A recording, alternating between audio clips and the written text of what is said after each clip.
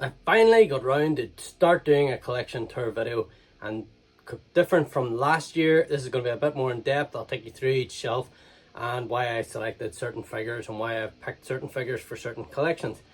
So if you're interested in that there, stick around, hit that subscribe button, and let's get down to the collection tour.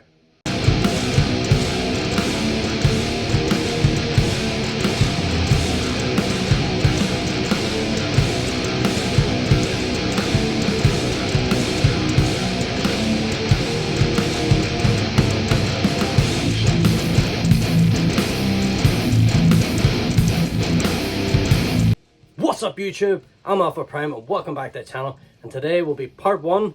I'm going to do it in different parts and stuff, and we're going to look at all the different shelves that I've got. I have moved things about, I have changed a few shelves, so you will see a little difference from my previous collection video from last year.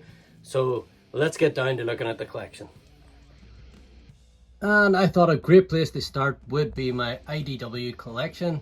Sorry about the light, there's light coming through from this side. I'll try and not get as much light as possible, but we'll start with my sort of IDW collection. A lot of Siege sort of figures, Titans Return, Combiner Wars. We have the third party Menasor, which is very IDW inspired. As you can see, Swindle back there. So yeah, definitely getting into the IDW stuff up here. Wild Rider is hiding in there at the back. I must do a better job in getting him sort of displayed. We have good, scavengers and stuff, and we have Victorian up there. We have the MMC Optimus Prime, which is an absolutely amazing figure. If you haven't got it, definitely recommend picking it up. And in round the back, I'm getting close to that. Little bats have fallen, which happens so often in here. So we get Jaxus, and we have IDW Megatron back there, which he is missing a few pieces. He might actually be broken in one part, but I'm not sure. I might be able to sort him out. Then we have the Lost Light crew, as much as possible, and I could sort of fit onto this shelf. All IDW. We've got Brainstorm, which is still a great IDW style Brainstorm. Then we have Chrome Dome from MMC, love that figure. We have Rewind, we have Skids, Cosmos, more IDW styled, so he'll definitely be staying in the collection. We've got Tailgate, we've Ravage from MMC. Cyclonus, now I would be willing to swap out that Cyclonus if a decent one came along. MMC done that one, and if you can see, that's MMC Megatron, that's MMC Chrome Dome, that's what they're capable of. Cyclonus was a little bit of a miss for me, but as it stands, like, he's probably the best option at the minute, but definitely one I would consider swapping out. Now I have got the MMC Rodimus, but this is the model kit. Just looks class on the shelf. As much as I like how my Transformers transform, this guy just looks amazing on the shelf. So I have got, you'll see later on in the collection, I have got the transforming MMC version as well. So definitely this guy just looks amazing. He's a great shelf presence, and he looks class on the IDW shelf. We have Rung, again, MMC, perfect example of their work. We have a little Swerve with his first blaster. Then we got Whirl. Definitely, this is the same thing again from MMC. If a better version comes out, then I would definitely pick him up. It was the time where MMC was sort of using a mold for two different characters and stuff, and neither character was completely successful, but it's still a great version of World for now. We have the Planet X Ratchet. Now he looks more IDW for me. I know he's based off of the Gamerverse Ratchet, but for me it definitely looks a fantastic version of Ratchet from the IDW comics. Again, another model kit. This one I've sort of customized a little bit with a little bit of panel detailing and a wee bit of battle damage and stuff. Just trying my hand at it, and I think it turned out pretty good. Just a beautiful version of Drift. Again, I have the MMC transforming version too, but on the IDW shelf this just looks absolutely fantastic, and the model kits were really fun to build. Then we have, is it Getaway? another great version, and that there was a version from the Rodimus mold, and it just shows you that they can do it when they really want to. I don't know what happened with Whirling Cyclonus. And then we have the Combiner Wars Ultra Magnus, because he's very IDW inspired, and he has Ambus Minimus Ambus in his chest, so that's also a bonus. We've just got other characters throughout the comics and stuff. It might not be the exact version or exact from the IDW, but they all sort of made appearances throughout IDW, I believe. Maybe not the Monster Bots, I'm not sure. I think maybe one or two, maybe. I'm not sure. But this guy, he is amazing. A lot of great figures here, just representations, sort of from that IDW era. We've got a lot of figures. Obviously, Combiner Wars sort of hit a lot of them. And down here, more sort of IDW inspired figures. We've got Skybite the Poet. We have Moonracer back there hiding. We have the IDW style Blur. We have Small Tankor and Big Tankor, even though he's not much bigger, but that's the old generation sort of Octane. But I do believe they were sort of seeing both of them alongside each other in IDW comics. And we have the sort of updated Bumblebee from the IDW comics. We have Elita 1. We have Starscream. When he was sort of becoming the boss, that's why I have Metal Hawk beside him. And you know, we've got Ironhide. We have Slipstream. With Scoop. Scoop played a big sort of role. I have Rat Trap in front of Starscream because they had a big role together within the IDW comics. You have Windblade and Chromia beside each other as well. And Flame War is just hiding right there. Now, IDW wise, a collection wouldn't be complete without the notorious DJD. So I have all the characters from the DJD. These are absolutely amazing. I've always wanted a set of DJD, and these will probably never ever be replaced because they're absolutely perfect and a great representation of the DJD from the IDW comics. That's one of my sort of favorite story arcs with those guys in it and stuff. Like, it was fantastic. Then we have some more IDW inspired characters. We have Roller, we have Deadlock, we have Prowl, Sentinel Prime, Nova Prime, we have Wing, and a couple of other figures. Just as with Striker, and the name is eluding me right now for that guy. I can't remember what his name is. If you do, stick his name down in the comment section below. It's just absolutely, my mind's gone completely blank there, but it's an absolutely fantastic figure, and I think it's really hard to get now. And on the bottom shelf, we have some more IDW style characters. You have the more updated sort of Optimus from different comics. Deathsaurus, Jetfire, Carnifex, which is the Overlord, Lockdown, and obviously Alpha Trion, Ratbat before he became the Cassette, Nemesis, or not Nemesis Prime, the Fallen, and Thunderwing. So that is the sort of IDW shelf. As you can see, I'll just scroll up through it. It's no way complete, but it's a lot of the characters that I really like. And following on from that shelf, we have the new updated Menasor. I'm hoping to do a Superion to sort of match that. I know they're doing Devastator at least. And we've got Runabout and Runamuck either side. We have the Planet X Insecticon, or no, Planet X Insecticons. Going off the gamer sort of stuff, and these are absolutely cool figures. Really nice to have the set of 3. We have Volcanicus. I may move him over to my Dinobot shelf now if I'm clearing a bit of space as we speak, so he may move from there, but I'm not quite certain yet. He has got the upgrade kits and stuff on him, which actually makes him look a lot more filled out and just looks far better, let's face it, than the original sort of thing. It was very spindly. Down, I'm actually quite happy with this shelf. Is my sort of Decepticon shelf based off of all the sort of newer figures that are coming out. So you know, you have your Blitzwing, your Soundwave, we have Shockwave, Megatron on his throne, sorry, Starscream.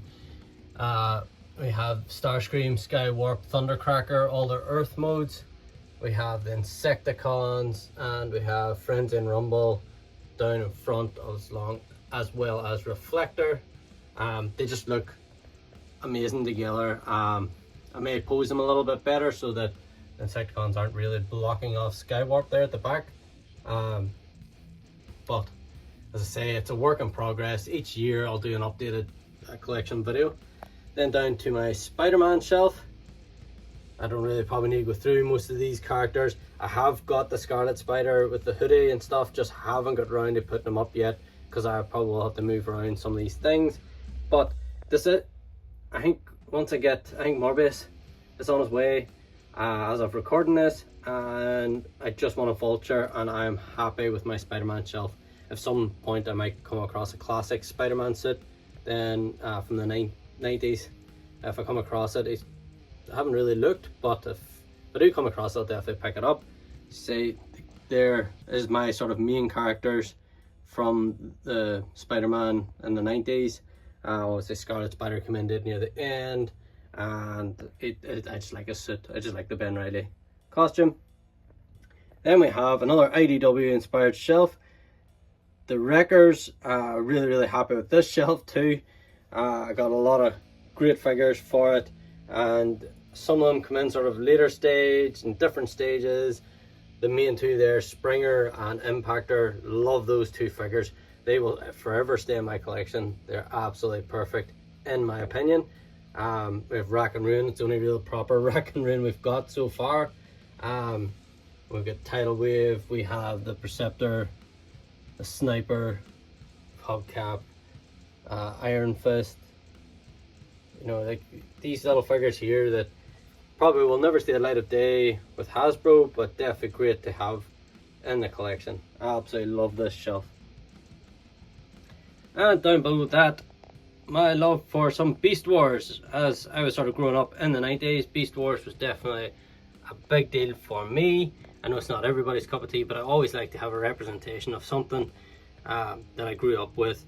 And of course we have Dinobot in there, one of my favorite characters, along with Silverbolt. The shelf's just not big enough because I've got a couple other figures that I probably need to find spaces for, one being Tigerhawk. So who knows, maybe I'll get something moved about between them, but these were absolutely perfect. Great updates to the actual Beast Wars series, and I was so happy that they actually done this. Now if we can get down a little further, we've got a lot of like the sort of Japanese era of Transformers, you know, like the likes of Headmaster, Victory Zone, just all captured sort of here. I may move stuff about again. As I say, it's still an ongoing process, and I would like to have my Victory stuff all together. I know there's not a lot of Zone stuff that I have, but Zone wasn't really a big series or anything. I think it got like a mini thing, or maybe a couple of movie things or feature length stuff. It's been a long time since I watched it, but as you can see here, I try to capture as much as possible. Not complete, but still very good, I think. And then following on to that, then we've got the rest of the sort of Headmasters down here. So we have the main four here. We have Genrai, and we have the upgrade armor, God Bomber, Six Shot, Overlord, those three Decepticon Headmasters and stuff. So for me, definitely good to have the sort of a couple of shelves dedicated to the season, Japanese series, which were actually pretty good. Have been a wee bit dated now, but still very good sort of follow on to the G1 cartoon. When I come to these shelves, there's nothing really on top of the shelf, just a couple of things that I need to sort of move around. But this is my sort of season 3 Decepticons. We have Astro Train, Scourge, Galvatron, Cyclonus, Octane, and Blitzwing in there. I know that they've announced the Fans Toys Blitzwing. I'm going to be sticking with Star Toys. The rest of these three and Astro Train are all Fans Toys. Definitely glad I got the Scourge.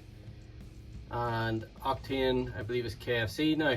Probably the best looking sort of G1 accurate Octane. I don't know what he's doing with his hand. I must have knocked that, which means his gun is lying down somewhere. But I don't know. I don't know what he is at. Anyway, brilliant Masterpiece representations.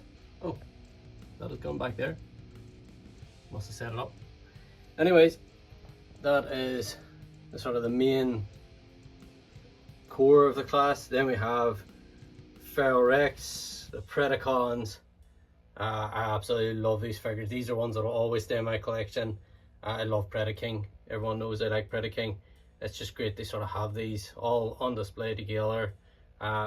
Due to space, they're not combined, which you'll see with a lot of combiners about here. Hopefully when I move things about, I might be able to open up a bit more space for them. Then we have the, I think it's, who did the Unique Toys, done Abominus. And still probably the best version of Abominus for me anyway. Again, not combined because of space. We have the Combiner Wars version of Abominus down in front in their alt modes. I just think Abominus, for me, season 3 and season 4 were pretty good. I really enjoyed those.